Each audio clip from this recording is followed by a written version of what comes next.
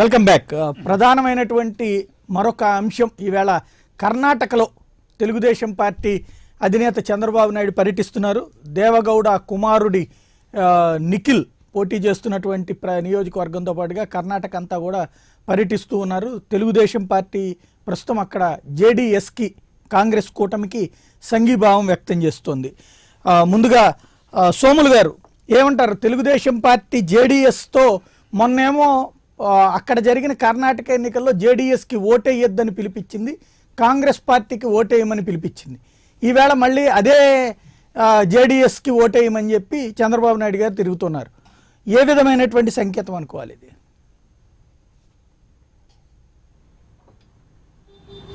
ఆ రోజు అక్కడ ఉన్న పరిస్థితులు బట్టి కాంగ్రెస్ పార్టీకి సపోర్ట్ చేశారండి, మొన్న తెలంగాణలో కానీ కర్ణాటకలో కానీ. బట్ తర్వాత పరిస్థితులు మారాయి. ఈ పరిస్థితులు బట్టి ఇప్పుడు ఈ నిర్ణయం తీసుకున్నారండి ఆయన. అంటే ఇందులో ఒక విచిత్రం ఏంటంటే బీజేపీ జేడీఎస్ అంతర్గత ఒప్పందం ఉన్నాయి కాబట్టి కాంగ్రెస్ కోటేయమని అప్పుడు పిలిపించారు.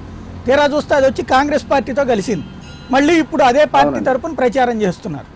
అంటే ఆ రోజున మీరు తప్పుదోవ పట్టించారు ప్రజలని చెప్పి ఒప్పుకుంటారా? తప్పుదోవ అనేది కాదండి, ఆ రోజు అనుకూల పరిస్థితులు బట్టి. రాజకీయాల్లో ఏది కూడా శాశ్వతం కాదు కదండి. ఏ అబద్ధమైనా సరే ఎక్కువ సార్లు చెప్పేస్తే నిజమైనప్పుడు పరిస్థితులు బట్టి శాశ్వతం కాదంటే మీ మాట శాశ్వతం గతంలో మాదిరి కాదండి.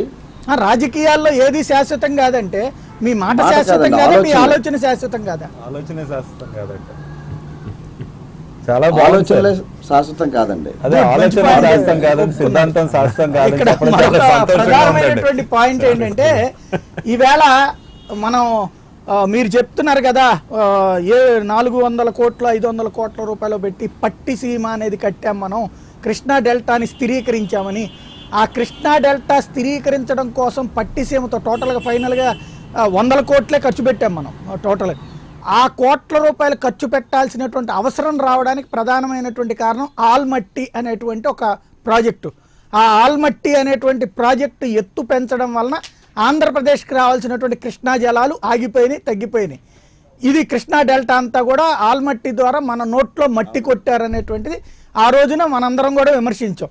అదే ఆల్మట్టి సృష్టికర్త లేకపోతే ఆల్మట్టి ఎత్తు పెంచినటువంటి దేవగౌడకి మద్దతుగా ఈ రోజున మీరు వెళ్ళి ప్రచారం చేస్తున్నారు. ఇక్కడేమో మీరు అదే ఆల్మట్టి వలన నష్టపోయినటువంటి ప్రాంతాన్ని బేస్ చేసుకుని మేము కాపాడుతున్నామని ఆంధ్రప్రదేశ్ ఖర్చుతో ఇక్కడ ప్రాజెక్టు కట్టారు. ఇక్కడ దాన్ని అన్యాయం చేసినటువంటి వాళ్ళకి అనుకూలంగా మీరు ప్రచారం చేస్తున్నారు. ఎలా అనుకోవాలి దీన్ని? అవునండి సార్, ఆ రోజు రాష్ట్ర ప్రయోజనాల దృష్ట్యా మనం వాళ్ళతో యుద్ధం చేసామండి కర్ణాటకతో. ఈ రోజు జాతీయ ప్రయోజనాల దృష్ట్యా వాళ్ళతో ఇక్కడ మీరు ఒకటి మర్చిపోయినట్టున్నారు. ఆ రోజున ఆ నేషనల్ ఫ్రంట్ కి కన్వీనర్ చంద్రబాబు గారు ఆ రోజున దేవగౌడ గారిని ప్రధానమంత్రిని చేశానని ఇప్పటికి కూడా మీరు చెప్పుకునే జాబితాలో ఉన్నటువంటి మొట్టమొదటి నాయకుడు దేవగౌడ గారు. మీ హయాంలో మీరు మద్దతు ఇచ్చినటువంటి ప్రధానమంత్రి ఆంధ్రప్రదేశ్ నోట్లో మట్టి కొట్టి ఆల్మట్టి కట్టాడు. ఆ ఆల్మట్టి కట్టడం వల్లే కృష్ణా డెల్టా దాదాపు 6-7 ఏళ్ల నుంచి కష్టాలు పడుతూ ఉన్నటువంటిది ఉంది. పంటలకు ఇబ్బంది పడేటువంటి పరిస్థితి వచ్చింది. ఇవాళ ఆల్మట్టి కట్టిన ఆయన్ని గెలిపించడం కోసం మళ్ళీ మీరు ఎత్తు పెంచిన ఆయన్ని గెలిపించడం కోసం మీరు వెళ్తున్నారు. మళ్ళీ ఆంధ్ర ప్రయోజనాల కోసమని మీరు చెప్తున్నారు. ఏది నమ్మాలి మిమ్మల్ని? అంటే మీరు ఏది చేస్తే అది కరెక్ట్ అనాలా? ఆ రోజు సార్ ఈరోజు ఇక్కడ మన ఆంధ్రాకి ప్రత్యేక హోదా కోసం మోడీతో వ్యతిరేకంగా పనిచేయడం జరుగుతుందండి.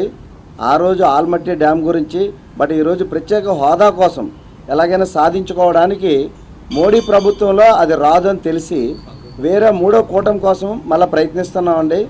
మరి అది సక్సెస్ అయినట్టయితే ప్రత్యేక హోదా వస్తుందనే ఒక ఆశతో ఈరోజు దేవగౌడని సపోర్ట్ చేయడం జరుగుతుందండి. ఇక్కడ నాకు అర్థం కానిది ఏంటంటే, అదే నిజమైతే కనుక కాంగ్రెస్ కోటేస్తే సరిపోద్ది కదా, తెలుగుదేశానికి ఎందుకు?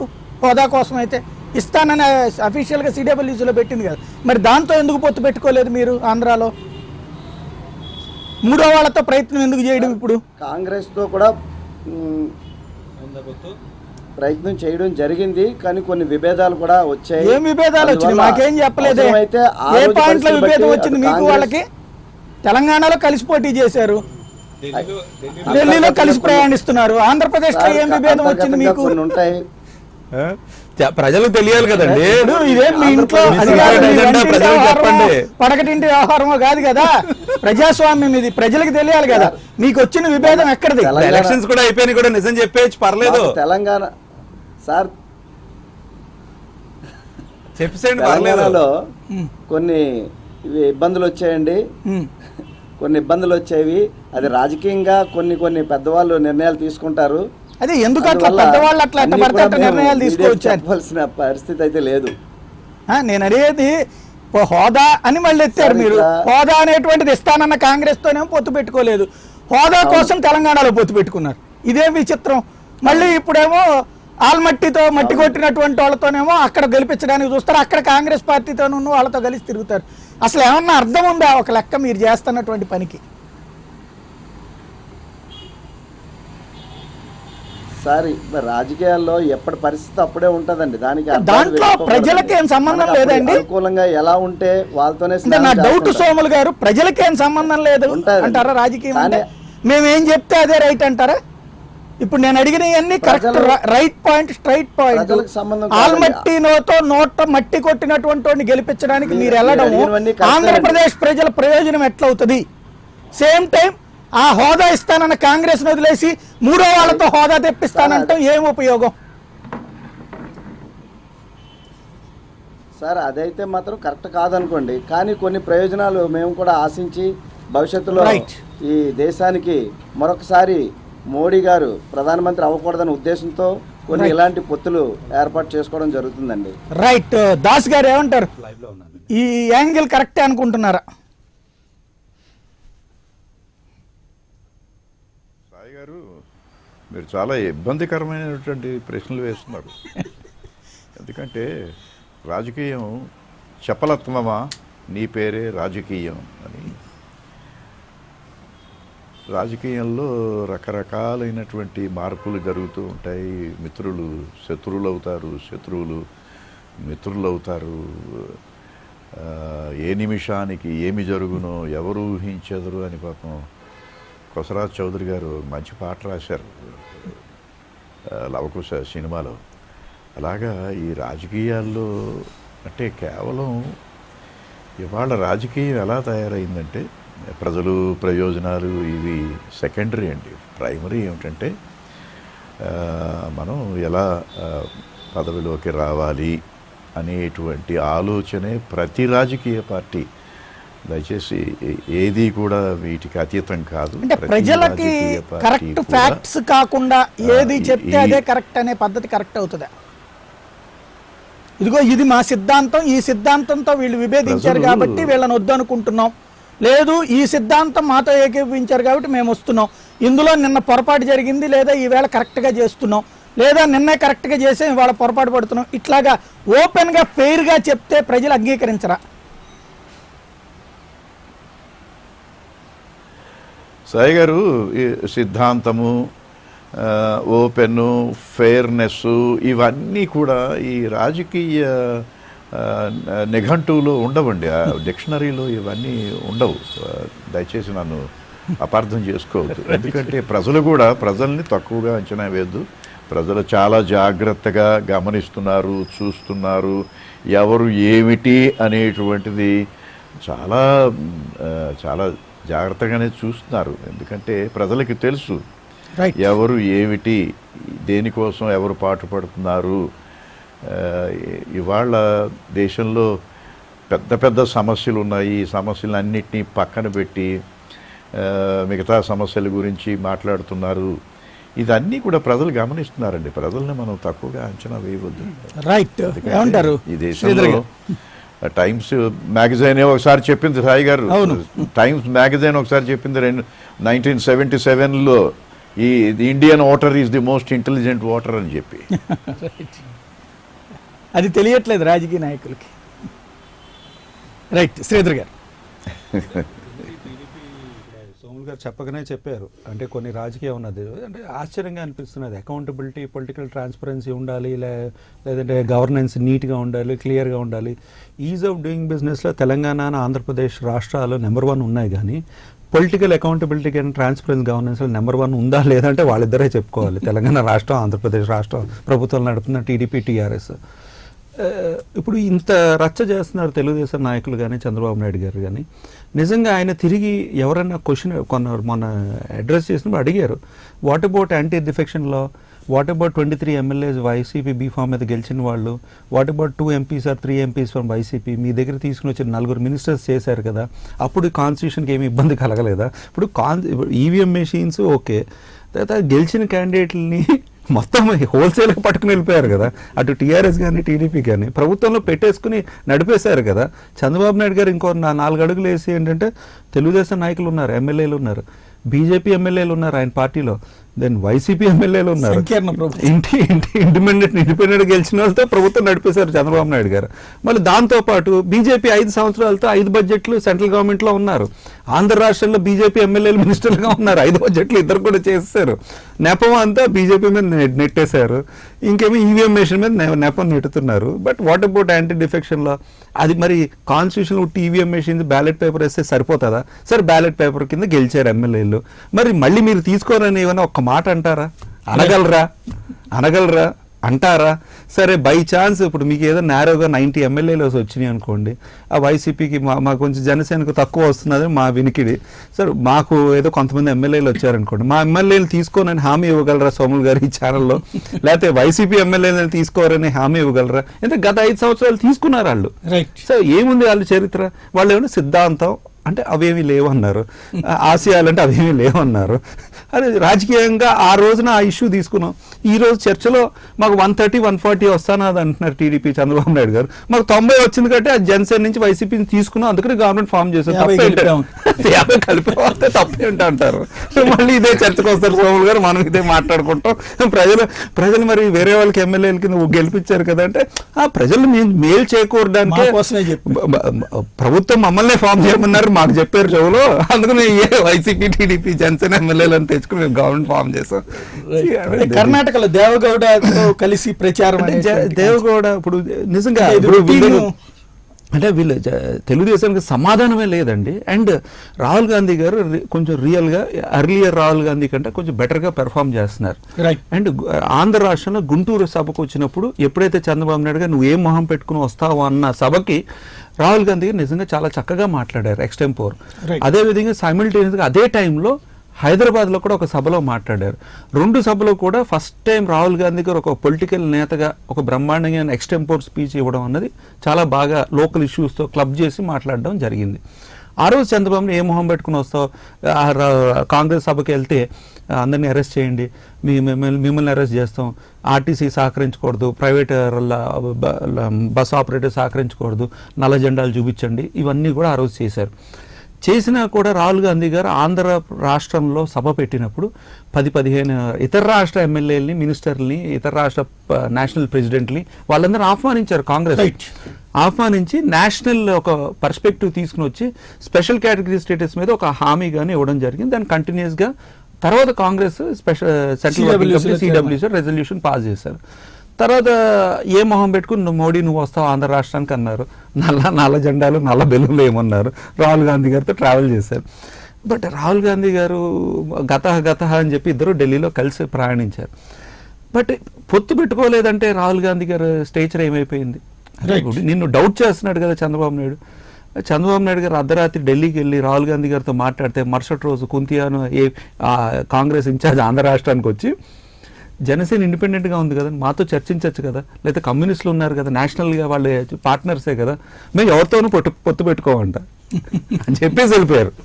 ఎవరన్నా కూడా ఇప్పుడు టీడీపీతో వెళ్తున్నారేమో అని చెప్పి అందరూ వేచి చూస్తాం, సరే వాళ్ళతో వెళ్తున్నారు కదా మనకెందుకు అని చెప్పి, మనం వీఆర్ ఇన్ డిఫరెంట్ ప్లాట్ఫామ్ కాబట్టి. సో వెంటనే ఇమీడియట్గా ఆయన చెప్పారు కానీ నెక్స్ట్ డే వచ్చి ప్రెస్ స్టేట్మెంట్ ఇచ్చేశారు. సార్ వైసీపీతో అడిగారా అంటే సార్ వెళ్ళన్నారు, లేదండి మమ్మల్ని అడిగారా, జనసేన అడిగారా, కమ్యూనిస్టులు అడిగారా, ఆంధ్ర కమ్యూనిస్టులు అడిగారా, ఎందుకంటే ఏ రాష్ట్రానికి ఆ రాష్ట్రం పొత్తు అంటున్నారు కాంగ్రెస్ కూడా టీడీపీ లాగా. సో ఆ విధంగా ఏమైనా ఉందా? సో ఆ విధంగా ఏమీ లేదు. ఏదైతే కర్ణాటక రాజకీయంలో చంద్రబాబు నాయుడు గారు ఆ రోజు ఏమన్నారు, బీజేపీకి ఓటేయద్దు అన్నారు. అప్పుడే మేము అందరం అన్నాం లేదు కాంగ్రెస్తో ప్రయాణిస్తున్నాడు అది ఇది. అప్పుడు మేము కాంగ్రెస్తో లేదన్నారు. వెంటనే తెలంగాణలో రాష్ట్రం కాంగ్రెస్తో పొత్తు పెట్టుకున్నారు. మరి ఆంధ్ర రాష్ట్రంలో ఏంటంటే ఈయన చెప్పిన డైరెక్షన్ మీదే విడిగా కంటెస్ట్ చేశారు యాంటీ ఓట్ని డివైడ్ చేయడానికి. సో దేవగౌడ్ గారు ఏం చేశారో తెలుసు, ఆల్మట్టి ఏం చేశారో తెలుసు. ఆల్మట్టికి ఆ ప్రధానమంత్రి చేసినప్పుడు ఆ రైజ్ చేశారు, సుప్రీంకోర్టు డైరెక్షన్స్ వ్యతిరేకంగా ఆయన రైజ్ చేస్తాను కూడా చంద్రబాబు నాయుడు సైలెంట్గా ఉన్నారని తెలుసు. అపోజిషన్ లీడర్గా ఉన్న చంద్రబాబు నాయుడు గారు ప్రొటెస్ట్ చేశారు. మళ్ళీ రైట్, అపోజిషన్ లీడర్గా ఉన్న చంద్రబాబు నాయుడు గారికి ఆయన మీద ఒక కేసు కూడా పెట్టారు. ఆ రోజు మళ్ళీ బస్సులో తీసుకుని ప్లేన్ ఎక్కించి పంపించారు. బాబ్లీ వేరే ప్రొటెస్ట్ లో కూడా మహారాష్ట్ర రాష్ట్రం. బట్ ఏదేమైనా కదా ఆల్మట్టి ఏదైతే ఎత్తు పెరిగిందో ఆ టైంలో మరి చంద్రబాబు నాయుడు గారు కన్వీనర్ సైలెంట్ గా ఉన్నారు. బాబ్లీది కూడా ఇంచుమించుగా అంతే కదా, అపోజిషన్ లీడర్ గా ఉన్నారు. ఇప్పుడు మళ్ళీ ఏమంటే వాళ్ళతో ట్రావెల్ చేస్తానంటారు. రైట్, దానికి ఏమని చెప్పారు సోములు గారు, రాజకీయ పరిస్థితుల వల్ల మేము ఎవరితోనో ట్రావెల్ చేయొచ్చు అన్నారు. ఆ విధంగానే కాంగ్రెస్తో ప్రయాణిస్తున్నారు చంద్రబాబు నాయుడు గారు, తెలుగుదేశం. ఆ విధంగా కేసీఆర్ గారితో ట్రావెల్ చేద్దాం అనుకున్నారు తెలంగాణ రాష్ట్రంలో. రైట్, అంటే దాంట్లో ఏం ప్రాబ్లం ఏం లేదు, అవసరాలు రాజకీయ అవసరాలు అంటే ఇప్పుడు ప్రజా అవసరాల రీత్యా. అంటే ఎప్పుడన్నా కూడా నాకు జైపాల్ రెడ్డి గారు ఒక రోజు చెప్పారు ఆయన లైఫ్ గురించి. ఏదో నేను ఆయన యూనియన్ మినిస్టర్గా ఉన్నప్పుడు నేను ఢిల్లీలో కలిసినప్పుడు ఆయన వాజ్ జస్ట్ చాటింగ్ 2-3 గంటలు మాట్లాడినప్పుడు ఆయన రాజకీయంగా ఏంటంటే ఎప్పుడెప్పుడు నేను ఏ స్టాండ్ తీసుకున్నాను అనేది ఒక 2-3 పార్టీలు మారారు కదా. నేను ఎప్పుడు కూడా పార్టీ మారినా లేదంటే ఒక ఇష్యూ మీద నేను గట్టిగా పట్టుకున్నా కూడా నేను సిద్ధాంతంతోనే నేను మారాను, డిఫర్ అయ్యాను, లేకపోతే ఇష్యూ మీదే మాట్లాడాను తప్ప ఎప్పుడు రాజకీయంగా నేను ఎప్పుడు చూడలేదు. రైట్ అని హైలైట్ చేస్తూ ఆ మాట కూడా చంద్రబాబు నాయుడు అలా చేయరు అని చెప్పి ఒక 6 మంది లీడర్స్ గురించి చెప్పారు. ఎప్పుడైతే మనం సిద్ధాంతం కాకుండా ఇష్యూ వైజ్ రాజకీయం కోసం వెళ్తే వారు మనుగడ ఉండదు, బట్ మ్యాటర్ ఆఫ్ టైం అన్నారు. సో ఆ మనుగడ ఎందుకు లేదు తెలుగుదేశంగా తెలంగాణ రాష్ట్రంలో అంటే దానివల్లే. రేపొద్దున ఆంధ్ర రాష్ట్రంలో కూడా మనుగడ ఉండదు అన్నది కూడా దానివల్లే. ఇప్పుడు ఆయన సోములు గారు చిన్న స్టేట్మెంట్ నవ్వుతూ అన్నారు, సిద్ధాంతం ఉండవు, మాకు ఆశయాలు ఉండవు, ఏమి ఉండవు, మామూలుగా రాజకీయం ఆ రోజు బట్టి అన్నారు. అవసరాలు రీత్యా ప్రజలు అది చూశారనుకోండి, అమ్మో వీళ్ళు ఏదైనా చేయగలరు, రేపు రష్యాతో కానీ పాకిస్తాన్తో కూడా పెట్టుకోరు, రాజకీయ అవసరాలు అంటారు. ఏమంటారు ఎస్లీ గారు? అదే ఇప్పుడు సోములు గారు చెప్పారు, పార్టీకి సిద్ధాంతాలు కానీ అవసరాలు ఆలోచన విధానాలని. చంద్రబాబు నాయుడు గారు ఇందాక మీరు ఒకసారి అడిగారు, చంద్రబాబు నాయుడు గారు ఇప్పుడు తప్పు ఒప్పుకుంటారా అని. ఆయన ఎప్పుడు కూడా తప్పు ఒప్పుకోడండి. గతంలో కూడా స్పెషల్ స్టేటస్ మీద ఈ రాష్ట్ర ప్రజలందరి కోరిక. అలాంటిది 4 సంవత్సరాలు బీజేపీతో ఉండి బయటకు వచ్చి మరలా నేను ప్రత్యేక హోదా కోసం పోరాడుతున్నాను అన్నప్పుడు చాలామంది చాలా రాజకీయ పార్టీలు అడిగాయి, ఈ 4 సంవత్సరాలు మీరు తప్పు చేశారని చెప్పి ప్రజలకు క్షమాపణ అడగండి అని. అంత పెద్ద ఇష్యూ మీదే ఆయన ఎప్పుడు కూడా క్షమాపణ చెప్పిన సందర్భం లేదు. అసలు ఆయనే హోదా కోసం కష్టపడితే అది. ఇక ఆల్మట్టి విషయానికి వస్తే చంద్రబాబు నాయుడు గారు దేవగౌడ మీద ప్రేమ ఏంటంటే ఆయనకి మొన్న ఎలక్షన్స్లో దేవగౌడ గారు ఆంధ్రప్రదేశ్ వచ్చి టీడీపీకి క్యాన్వాసింగ్ చేస్తూ చంద్రబాబు నాయుడు గారే కాబోయే భావి ప్రధానమంత్రి అని చెప్పి ఆయన చెప్పడం జరిగింది. ఇప్పుడు సోములు గారు కూడా అన్నారు, అవసరాల కొద్దీ మేము ఎవరితోనైనా కలిసిపోతామని. బహుశా అందుకే దేవగౌడ గారితో ప్రచారానికి చంద్రబాబు నాయుడు గారు వెళ్ళారని చెప్పి కర్ణాటకకి మేము భావిస్తున్నాం. అదేవిధంగా చంద్రబాబు నాయుడు గారు కూడా ఇప్పుడు జాతీయ రాజకీయాల్లో ప్రధాన పాత్ర పోషిద్దామని ఆయన ఎందుకు అనుకుంటున్నారంటే, ఇప్పుడు రాష్ట్ర రాజకీయాల్లో ఆయన పాత్ర ఇంకా లేకుండా పోయింది. ఇప్పుడు ఆయన అధికారం కోల్పోతే ఆయన అమరావతిలోనే ఉండలేడు, అటు హైదరాబాద్లోనే ఉండలేడు. అలాంటి పరిస్థితుల్లో సంకట పరిస్థితికి ఈరోజు చంద్రబాబు నాయుడు గారు రావడం జరిగింది. ఇంకా ఆయనకున్న ఆల్టర్నేటివ్ ఏంటంటే జాతీయ రాజకీయాలు అని చెప్పి ఢిల్లీలో వెళ్ళి కూర్చోవాలి, లేదంటే విదేశాలకు సింగపూర్కైనా వెళ్ళిపోవాలి. అది రెండోది ఇబ్బంది కాబట్టి జాతీయ రాజకీయాలను శాసిద్దామని చెప్పి ఈ 42 రోజులు సాధిస్తున్నప్పుడు ప్రాబ్లం ఏంటి ఆయనకి? ఇంకా అంటే ఆయన మనోగతం 150 సీట్లే కానీ ఆయన మనోగతం 150.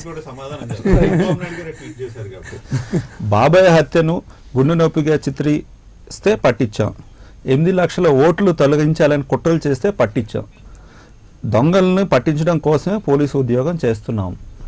ఆయన పోలీసు ఉద్యోగం చేస్తున్నారంట చంద్రబాబు నాయుడు గారు. గెలుపై అనుమానం కాదంట, ఆయన 130, 140 వస్తుందని చెప్పి ఇప్పుడు కూడా మళ్ళీ లేటెస్ట్ గా చెప్పారు. 150 అన్నారండి నిన్న. 130 అన్నది. గెలుపై అనుమానం కాదు మా పోరాటం, దొంగలను పట్టించి ప్రజాస్వామ్యం కాపాడడం తెలుగుదేశం పార్టీ లక్ష్యం. మరి యాంటీ డిఫెక్షన్ అండ్ వైలేషన్స్ అని చంద్రబాబు నాయుడు గారు ఏ విధంగా చూస్తారు? మిమ్మల్ని దొంగలను అంటున్నారు కాబట్టి మీరు ఏం సమాధానం? అది చంద్రబాబు నాయుడు గారు క్వశ్చన్ చేశారు. ఇక్కడ ఎలా ఉందంటే అండి, దొంగ నరిచాడని చెప్పి ఒక స్టోరీ ఉందండి. ఆ స్టోరీని చంద్రబాబు నాయుడు గారు చాలాసార్లు అన్వయించుకున్నారు, ఈ రాష్ట్ర ప్రజలందరూ చూశారు. ఎందుకంటే మేము సమాధానం చెప్పకుండానే ఈ రాష్ట్ర ప్రజలందరికీ తెలుసు. అంటే ఆయన అన్నారు కాబట్టి మిమ్మల్ని అంటున్నాను, నేను అన్నట్టు కాదు, ఆయన అన్నారు డైరెక్ట్ మిమ్మల్ని. ఇంక దానికి వల్ల ప్రత్యేకంగా ఏ పార్టీ వాళ్ళు కూడా సమాధానం చెప్పవసరం లేదు. ఆయన పాత్ర ఎంతవరకు ఉందో ప్రతి దాంట్లో కూడా ఈ రాష్ట్ర ప్రజలందరూ చూశారు.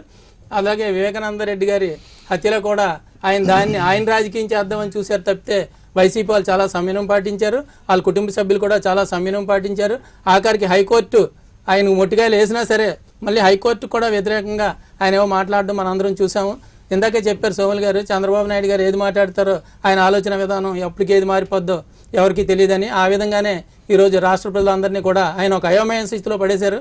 ప్రజల తీర్పును కూడా ఆయన హుందాగా స్వీకరించలేని స్థితిలో ఈరోజు మన రాష్ట్ర ముఖ్యమంత్రి చంద్రబాబు నాయుడు గారు ఉన్నారంటే అంతకన్నా అత్యంత శోచనీయం మరొకటి ఉండదు. రైట్, ఏమంటారు కృష్ణారెడ్డి గారు? ఈ రోజున అయోమయ స్థితిలో మిమ్మల్ని ఓడగొట్టడం కోసమే దేవగౌడతో కాంగ్రెస్ తో అక్కడ ప్రచారం చేస్తున్నారు. ఇదివరకు చెప్పారు భారతీయ జనతా పార్టీని ఓడించడం కోసం దేవగౌడతోనే కాదు, అవసరమైతే పాకిస్తాన్తో కూడా, అదేవిధంగా అమెరికా రష్యాతో కూడా పొత్తు పెట్టుకోవడానికి సిద్ధంగా ఉన్నారు. ముఖ్యంగా ఇక్కడ అయోమయంలో కానివ్వండి, లేకపోతే ఇబ్బందులుగా ఎదుర్కొంటుంది కానీ నిజంగా ఆంధ్ర రాష్ట్ర ప్రజలు కాదు, ముఖ్యంగా తెలుగుదేశం పార్టీ కార్యకర్తలు. వారికి అర్థం అవ్వట్లేదు చంద్రబాబు నాయుడు గారు ఈ నిమిషంలో ఏం మాట్లాడతారో, సాయంత్రం ఏం మాట్లాడతారో, రేపు ఎవరిని కలుస్తారో, మనం ఏం చెప్పాలో వాళ్ళకి తెలియని పరిస్థితులు ఉన్నారు వీళ్ళ తెలుగుదేశం పార్టీ కార్యకర్తలు. ఏంటంటే నిజంగా ఈ రోజున దేవేగౌడ గారి దగ్గరికి వెళ్ళి ప్రచారం చేస్తున్నారు. మన మమతా బెనర్జీ గారితో పిలిపించుకొని ప్రచారం చేయించుకున్నారు, కేజ్రీవాల్ గారిని పిలిపించుకొని ప్రచారం చేశారు, దేవగౌడ గారు కూడా వచ్చి దేవేగౌడ గారు కూడా వచ్చి చేసి ఫరూక్ అబ్దుల్లా గారు కూడా వచ్చేసారు. వీళ్ళందరూ కూడా ఈ రోజున భారతదేశంలో ఉన్నటువంటి రాజకీయ పరిస్థితులు వీళ్ళందరి పరిస్థితి ఏంటి అనేది మనం చూస్తున్నాం. ఏది రేపు ఉదయం వీళ్ళందరూ కూడా పదవులు కోల్పోయిన వాళ్ళు, పదవులు కోల్పోయేవాళ్ళు, వీళ్ళందరి పరిస్థితి కూడా రేపొద్దున వీళ్ళందరినీ నేనే మేనేజ్ చేయాలి. ఎట్లాగో నేను అధికారంలోకి రాబోయే వాళ్ళని నేను మేనేజ్ చేయలేను, ఎందుకంటే వాళ్ళు డోర్ క్లోజ్ చేశారు. ఎప్పుడైతే మా అమిత్ షా గారు కానివ్వండి, మోడీ గారు కానివ్వండి, చంద్రబాబు నాయుడుకి ఇంకా మా దగ్గర తావులేదు. అధికారం నుంచి దించడం కోసం కదా ఇదంతా? లేదండి, అధికారాన్ని దూరం చేయడానికి అంతమందిని ఏకం చేస్తున్నారు. సాయి గారు, ఆయన శక్తి ఏంటో మీకు రుచి చూపెడుతున్నారు. అధికారంలో దింపాలన్నా లేకపోతే ఎక్కించాలన్నా ఈ రోజు చంద్రబాబు నాయుడు గారి గురించి ఆయన మీరు లైట్ తీసుకుంటే ఆయన శక్తి ఏంటో మీకు చూపెడుతున్నారు. సర్లేదు, 21 పార్టీలను ఏకం చేశారు. కాంగ్రెస్ కి దూరంగా ఉన్నటువంటి మమతా లాంటి వాళ్ళను కూడా దగ్గరికి చేర్చారు. సమాజ్వాదీ, బహుజన్ సమాజ్ పార్టీలను కూడా చేర్చారు. ఒక హైలైట్ చెప్తానండి, అంటే కాన్ఫిడెన్షియల్ ఇన్ఫర్మేషన్ కానీ ప్రజలు చర్చించాలి కాబట్టి నేను బయట పెడుతున్నాను. కేజ్రీవాల్ గారు ఒక రాష్ట్ర సీఎంగా ఉన్నారు, ఢిల్లీకి ఉన్నారు. ఆయన చాలా ఇంపార్షియల్గాను చాలా ఆనెస్ట్గా ఉంటారంట. ఆయన గవర్నమెంట్ జీప్ తర్వాత పలుసార్లు చెప్పిన తర్వాత గవర్నమెంట్ వెహికల్ వాడుతున్నారంట. ఆయన ప్రైవేట్ వెహికల్ వేగనార్ కూడా వెనక తిరుగుతారంట. 3 వెహికల్స్తోనే తిరుగుతారు. ఇద్దరు రాష్ట్ర సీఎంలు, మన తెలుగు రాష్ట్ర సీఎంలు ఇద్దరు చూసుకోవాలి. మొన్న లెక్క పెడితే తెలంగాణ రాష్ట్ర సీఎం కాన్వే లెక్క పెడితే 25 వెహికల్స్ ఉన్నాయండి. 25 వెహికల్స్, అది కూడా హైదరాబాద్. ఏదైనా బయట ఆదిలాబాద్ ఏదంటే కరీంనగర్ అంటే మావోయిజం ఉన్నది కాబట్టి న్యాచురల్లీ ఎక్స్ట్రా వెహికల్స్ ఉండాలి. చంద్రబాబు నాయుడు గారికి కూడా ఇంచుమించుగా 20-25 వెహికల్స్ ఉంటాయి. కేజ్రీవాల్ 3 వెహికల్సే ఉంటాయి. దాని వెనక వ్యాగనార్ తిరుగుతుంది. ఆయన చంద్రబాబు నాయుడు గారు రిక్వెస్ట్ మీద ప్రైవేట్ జెట్ మీద, అంటే ఆంధ్రప్రదేశ్ ప్రభుత్వం పంపించింది కేజ్రీవాల్కి, ఆ ప్రైవేట్ జెట్ మీద ఢిల్లీ నుంచి వచ్చి మీటింగ్కి అటెండ్ అయ్యి వెళ్ళడం జరిగింది. ఆప్లో ఉన్న ముఖ్య నాయకులు ఎవరైతే ఒకరిద్దరు కొంచెం కొంతమంది డిఫర్ అయ్యి బయటకు వచ్చిన వాళ్ళు ఉన్నారు, కొంతమంది డిఫర్ అయ్యి ఇంకా పార్టీలోనే ఉన్నారు. ఆ డిఫర్ అయ్యి ఇంకా పార్టీలో ఉన్న వ్యక్తి నాకు మొన్న ఢిల్లీలో చెప్పారు, first time in the history of Kejriwal వేరే వాళ్ళ వెహికల్ కానీ వేరే వాళ్ళు ఏదన్నా యూటిలైజ్ చేసుకుందంటే చంద్రబాబు నాయుడు ఏం చేస్తాడో మాకు తెలియదు అన్నారు. నిజంగా ఆయన అంటే కొంత డిఫరెన్స్ ఉంది వాళ్ళిద్దరికి, బట్ స్టిల్ ఈ అడ్మిటెడ్. ఇప్పుడు శ్రీధర్ గారు చెప్పినట్టు పాపం చంద్రబాబు నాయుడు గారి పరిస్థితి ఎలా అయిపోయిందంటే, ఇప్పుడు ఆల్రెడీ తెలుగుదేశం వాళ్ళు ఎదుర్కొంటున్నారు, ఆ పరిస్థితి ఇబ్బందులు ఎదుర్కొన్నారు. ఏం మాట్లాడతారు, ఇదే పరిస్థితి. అంటే మీరు కేజ్రీవాల్ గారు, నేను అనేది ఏంటంటే, అయ్యో చంద్రబాబుని గనక మనం ఏదో ఒకటి బతిన్లాడుకుని ఉంచుకుంటే అసలు ఈ గొడవంతా ఉండేది కాదు కదా, ఇంత రచ్చ అయ్యేది కాదు కదా, అసలు మనం డిఫెన్స్ లో పడిపోయే స్టేజ్గా అయ్యేది కాదు కదా అని ఒక్కసారి కూడా ఫీల్ అవ్వలేదు. అసలు మాకు ఈ రోజున మేము హ్యాపీగా ఉన్నామండి. ఈ రోజున చూస్తున్నాం కదా, చంద్రబాబు నాయుడు గారు చేసే పనులన్నీ కూడా మాకు ఆపాదించే పరిస్థితి వచ్చేది ఈ రోజున మేము వాడుతూ ఉంటే. ఈ రోజున ఏంటంటే వాళ్ళ పార్టీ కార్యకర్తలు ఇబ్బంది పడుతున్నారు ఈ రోజున. లేదు అంటే ఆయన ఇప్పుడు వాళ్ళంతా హ్యాపీగా ఉన్నారు.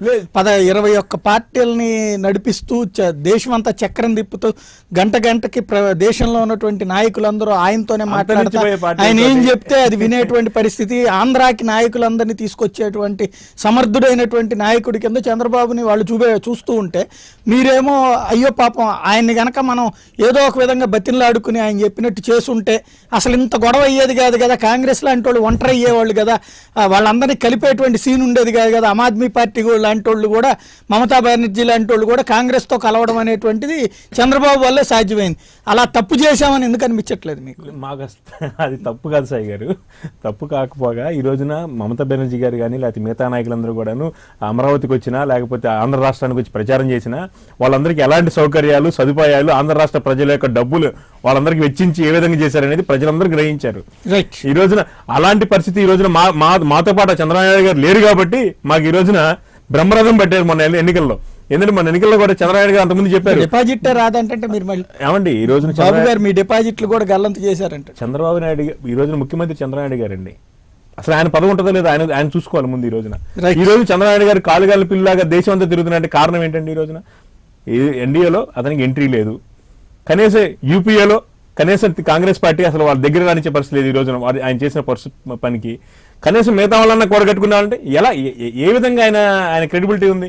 ఏంటంటే కేవలం వాళ్ళందరినీ కూడా దగ్గర తీసుకొని ఏదో నేనేదో చేస్తానని చెప్పేసి ప్రజల్లో ఉండటం కోసం, ఏది ఈ 40 రోజులు కనీసం ఈ 40 రోజులు ప్రజల్లో ఉండటం కోసం చేసే యాగి తప్ప కనీసం చంద్రబాబు నాయుడు గారు కనీసం కెమెరా ముందు కనపడకపోతేనో లేకపోతే రాజకీయాల్లో దేశ రాజకీయాల్లో ఏదైతే ప్రాంతీయ పార్టీ చెందిన వ్యక్తి ఈ దేశ రాజకీయాల్లో నేను చక్రం తిప్పుతానని చెప్పేసి ఏదో చెప్తుంటారో ఆ చక్రాలు లేకపోతే బొంగరాలు ఇవన్నీ కూడా దేశ ప్రజలకు ఈ 40 రోజులన్నా చూపిద్దాం, ఎట్లా తర్వాత నాకు నా ముందు కెమెరా ఎవరు పెట్టరనే ఉద్దేశంతో చేసే పరిస్థితి.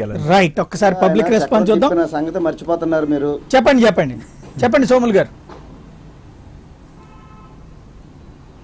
అదే గతంలో ఆయన దేశంలో చక్రం తిప్పడం ప్రధానమంత్రులుగా ఎవరెవరిని పెట్టారో అందరికి కూడా తెలుసు. మరి ఈరోజు ఆయన్ని అంత చులకన భావనతో చూడవలసిన అవసరం లేదు. ఆయన మళ్ళా దేశంలో చక్రం తిప్పుతారు, మళ్ళా సమర్థులైన ప్రధానమంత్రిని కూడా ఏర్పాటు చేస్తారు, అందులో అనుమానం లేదు. మళ్ళా ఆంధ్రప్రదేశ్ రాష్ట్రంలో కూడా చంద్రబాబు చేశారు సోములు గారు, మళ్ళా అత్యధిక మెజారిటీతో అధికారంలోకి వస్తాం. రైట్, ఖచ్చితంగా చంద్రబాబు నాయుడు గారు మళ్ళీ ప్రభుత్వంలోకి రావచ్చు, ఆస్కారం ఉంది. ఈసారి రాకపోతే నెక్స్ట్ టైం రావచ్చు. కానీ ఆ రోజున్న రాజకీయ ఉన్న ఇష్యూస్కి ఈ రోజున్న రాజకీయ విషయాలకి చాలా తేడా ఉన్నది. ఈ రోజు చంద్రబాబు నాయుడు గారు నడిపిస్తున్నారు అని అనుకుంటున్నారు మీరు కూడా సోములు గారు. నడిపించి నేనేం కాదనట్లేదు కదా, మళ్ళీ వస్తారంటున్నాను. అంటే రారంటారా? వస్తారంటున్నాను, మళ్ళీ రావచ్చు అంటున్నాను. కానీ ఏదైతే మార్పులు వచ్చినాయో ఈరోజు లోకేష్ ఉన్నాడు, ఒక పక్క బాలకృష్ణ ఉన్నాడు, బాలకృష్ణ ఇంకో అల్లుడు ఉన్నాడు. ఈరోజు బాలకృష్ణ ఇద్దరు అల్లుళ్ళు నడుపుతున్నారా లేదా చంద్రబాబు నాయుడు నడుపుతున్నారా? మరి లోకేష్ గారు ఏ విధంగా స్పందిస్తున్నారు? లోకేష్ నెంబర్ 2 అంటున్నారు. నెంబర్ 2 ఏ విధంగా స్పందిస్తున్నారు? 9 మీకు అందరికీ ఓట్లు వేశారు కాబట్టి గెలవపోవచ్చు, మీరు 11 వచ్చి మీ మాకును వేరే వాళ్ళకి వేశారు కాబట్టి చెప్పుకుంటూ పోతే 1,00,000 ఉన్నాయి. బ్రిటిషర్స్ తో పోరాడానన్నారు చంద్రబాబు నాయుడు గారు, కేసీఆర్ తో వెళ్తానన్నారు. మళ్ళీ ప్రతి వారు కూడా మాట్లాడడానికి అవకాశం ఉందండి. లోకేషే కాదు, లోకేష్ గారు ఎప్పుడైతే మాట్లాడతారో ఎలాంటి మాటలు మాట్లాడాలండి, మాట్లాడే అవకాశం అందరికీ ఉంటది. కానీ ఎలాంటి మాటలు మాట్లాడాలి? అలాంటి నాయకులు డిసైడ్ చేస్తా ఉంటే ఎవరు డిసైడ్ చేస్తున్నారో, ఎందుకు డిసైడ్ చేస్తున్నారో జనసేనకు బాగా తెలుసు, వైసీపీకి తెలుసు, కాంగ్రెస్ బీజేపీకి తెలుసు. బట్ టీడీపీ వాళ్ళకి తెలియట్లేదు కదా. చంద్రబాబు నాయుడు డిసైడ్ చేస్తున్నారు, లోకేష్ డిసైడ్ చేస్తున్నారా? చంద్రబాబు నాయుడు గారు చంద్రబాబు నాయుడు గారు నాయకత్వంలోనే నడుస్తుంది సార్. మీరు బాగుంది కదా, వాళ్ళందరూ కాదు, చంద్రబాబు నాయకత్వంలోనే తెలుగుదేశం పార్టీ నడుస్తుంది. మీరు ఒప్పుకుంటారు కదా చంద్రబాబు నాయుడు నాయకత్వంలో. చంద్రబాబు నాయుడు గారు స్టేజ్ మీద ఉన్నప్పుడు, ప్రిసైడింగ్ ఆఫీసర్ గా ఉన్నప్పుడు, వర్ల రామయ్య గారు మైక్ పట్టుకున్నప్పుడు ఎంత అసభ్యంగా బాలకృష్ణ గారు మాట్లాడితే నరేంద్ర మోడీ గారి గురించి సరిచేయవలసిన బాధ్యత వర్ల రామయ్య మీద ఉంటుంది. మైక్ ఆయన దగ్గర ఉంది. లేదంటే ప్రిసైడింగ్ ఆఫీసర్గా చంద్రబాబు నాయుడు ఉన్నారు, ఆ దీక్షలో ఉన్నారు కాబట్టి ఆయన ప్రిసైడ్ చేయాలి. పొరపాటున మా బాలయ్య ఏదో అన్నారని ఎప్పుడన్నా అన్నారా? వ్యక్తులు నేను ఈ రోజు కూడా చంద్రబాబు గౌరవిస్తాం, నరేంద్ర మోడీకి గౌరవిస్తాం, పార్టీ వేరు. బట్ ఆ విధంగా మీరు సరి చేశారా? పోయింది దానికి లీడర్షిప్. తెలంగాణ రాష్ట్రంలో ఎలాగ పోయిందో ఆంధ్ర రాష్ట్రంలో కూడా క్రెడిబిలిటీ దెబ్బతినేసింది. నేను అనేది అది. మరి లోకేష్ గారు గుంటూరు మహాసభలో మాట్లాడారు. అసలు సోషల్ మీడియాలో ఆ గుంటూరు మహాసభ ఎంత సూపర్ హైలైట్ అంటే సభ అంతా ఒక పక్కకు పోయింది. ఆ గుంటూరు సభలో 2 హైలైట్లు అయినాయి. మైనారిటీ యువతలు ఎవరైతే టీడీపీకి వ్యతిరేకంగా బ్యానర్లు పెట్టినారో వాళ్ళందరూ సెడిషన్ కేసులు పెట్టారు. వాళ్ళందరూ కర్నూలు నుంచి ఎక్కడి నుంచి వచ్చిన పిల్లలు ఒక 12 మీద. అదొకటి తప్పు ఆ రైట్ అన్నది వదిలిపెట్టేద్దాం. రెండోది ఏంటంటే మిగతా లోకేష్ గారు మాటలు అంటే ఎక్కడికి పోతున్నది, మిగతా వాళ్ళు ఎవరు వద్దా అంటే చంద్రబాబు నాయుడు గారు కొడుకు రేపొద్దున అన్నీ బయటకు వచ్చేస్తాయి. ఓడిపోయిన తర్వాత బాలకృష్ణ గారు ఊరుకోరు, బాలకృష్ణ గారు రెండో అల్లుడు ఊరుకోరు. ఓడిపోయిన తర్వాత ఏం జరిగింది ఏంటో ప్రజలకు ఓపెన్ సీక్రెట్ అయిపోతుంది తెలుగుదేశంలో. ఇప్పటికైనా సరే సోములు గారు మీలాంటి వారైనా సరే కనీసం సోములు గారు ఎందుకంటే భజన చేయడం ఆపండి ఇప్పటికైనా. ఎందుకంటే అర్హత ఉన్నటువంటి నాయకులు చాలా మంది ఉన్నారు మీ పార్టీలో, అర్హత ఉన్న నాయకులు చాలా మంది ఉన్నారు. అర్హత లేకుండా ఉన్నటువంటి వ్యక్తుల్ని వాళ్ళ కుటుంబ వ్యక్తులు అయితే సరిపోద్దా? ఈరోజు తీసుకొచ్చి ప్రజల మీద రుద్దడానికి ప్రయత్నం చేస్తున్నారా? 3 పోర్ట్ఫోలియోలండి, ఒక మంత్రి పదవి ఇచ్చి 3 పోర్ట్ఫోలియోలు ఇచ్చి ఏ అర్హత ఉందని చెప్పి కూర్చోబెట్టారు అక్కడ. కనీసం ప్రజలు ఏమైనా గెలిచి వచ్చారా? అది కూడా కదా. మీరు చెప్తున్నారు కదా కాపులకి రిజర్వేషన్ ఇస్తాము, లేకపోతే బీసీలు మా పార్టీ కొమ్ము కాస్తున్నారని చెప్పారు కదా. బీసీల్లో ఎమ్మెల్యేలు లేరండి గెలిచిన వాళ్ళు, కాపుల్లో లేరండి ఎమ్మెల్యేలు గెలిచిన వాళ్ళు. వాళ్ళందరికీ ఎందుకు వెళ్ళిపోయారు ఈ రోజున? ఏంటంటే ఒకటి, ఈ రోజున ప్రజాస్వామ్యంలో ప్రజలకి మేలు చేసే వ్యక్తులను ప్రజలు ఎన్నుకున్నప్పుడు వాళ్ళకి గౌరవించాలి. కనీసం ఆ గౌరవం అనేది కూడా ఇవ్వకోకుండా ఈ రోజున ప్రజలు నేను ఏది చెప్పినా వింటారు, ప్రజలు నేను ఏది చేసినా చేస్తారు అంటే ఆ విధంగా ప్రతి ఒక్కటి కూడా ఏదో చంద్రబాబు నాయుడు గారు ఏదైతే వన్ వే ట్రాఫిక్, అతను తప్ప అసలు ఎవరు కనిపించకూడదు పార్టీలో, అతని కుటుంబం తప్ప ఎవరు ఉండకూడదు. ఏంటంటే ఎడిపోతున్నాం ఈ రోజున ప్రజాస్వామ్యం ఇదంతా. ఒక్కటి చెప్తానండి, ఎందుకంటే ఒక్కటి వినండి. చంద్రమోహన్ రెడ్డి గారు నెల్లూరు ఎమ్మెల్సీ రిజైన్ చేసి ఎమ్మెల్యే కింద కంటెస్ట్ చేశారు. రామ్ సుబ్బారెడ్డి గారు ఎమ్మెల్సీ కింద రిజైన్ చేసి ఎమ్మెల్యే కింద కంటెస్ట్ చేశారు. లోకేష్ గారు ఎమ్మెల్సీ ఎందుకు రిజైన్ చేయలేదు? అంటే గెలవరనా, లేకపోతే ఆయనకి వేరే రూల్స్ ఉంటాయా తెలుగుదేశంలో? ఎందుకు రిజైన్ చేయలేదు? మరి మిగతా ఇద్దరికి ఆ రూల్ పెట్టారు కదా. ఒక చంద్రమోహన్ రెడ్డి గారు ప్రెస్ మీట్ పెట్టి మరీ అన్నారు, నేను ఎమ్మెల్సీ కింద రిజైన్ చేస్తున్నాను, ఎందుకనంటే ఒక వ్యక్తికి 2 ఉండకూడదు కాబట్టి అని చెప్పి రిజైన్ చేసి అప్పుడు ఎమ్మెల్యే కింద కంటెస్ట్ చేశారు. మరి లోకేష్ గారు ఎందుకు? అంటే మీకు నమ్మకం లేదా లోకేష్ మీద, లేకపోతే లోకేష్ గెలవడానికి మీకు బలమైన నమ్మకం ఉందా? ఎలక్షన్ తర్వాత కూడా రిజైన్ చేయొచ్చండి, నేనేం కాదనట్లేదు. వాళ్ళిద్దరూ ఎందుకు ముందు చేశారు? వాళ్ళిద్దరు కొంచెం లోకేష్ గడ కొంచెం సీనియర్లు కదా, ఒక 4-5 సార్లు గెలిచారు, ఓడిపోయారు. ఎవరైనా రిజైన్ చేస్తారు. 2 సభల్లో ఎలాగో సభ్యుడిగా ఉండలేరు కదా. అబ్బెట్ గా ఉండే ఈ అంశాలండి. ఇప్పుడు నేను అన్నమాట కాదు, ప్రజల్లో చర్చ ఉన్నది ఏంటంటే, ఇప్పుడు సోమవారం చంద్రమోహన్ రెడ్డి ఒక 6-7 సార్లు పోటీ చేశారు, ఒక 5-6 సార్లు ఓడిపోయారు. రామ్ సుబ్బారెడ్డి గారు 5-6 సార్లు పోటీ చేశారు, 4-5 సార్లు ఓడిపోయారు. బట్ ఇద్దరు ఎమ్మెల్యేల కింద మినిస్టర్ల కింద ఏదో చేశారు. బట్ వాళ్ళిద్దరికి ఏదైనా ఎగ్జంప్షన్ ఇవ్వాలి వాళ్ళకి. ఎందుకనంటే రాజకీయంగా వీళ్ళకి చతురత ఉంది, రాజకీయంగా తెలుగుదేశం చాలా కాలం నుంచి సర్వీస్ చేశారు.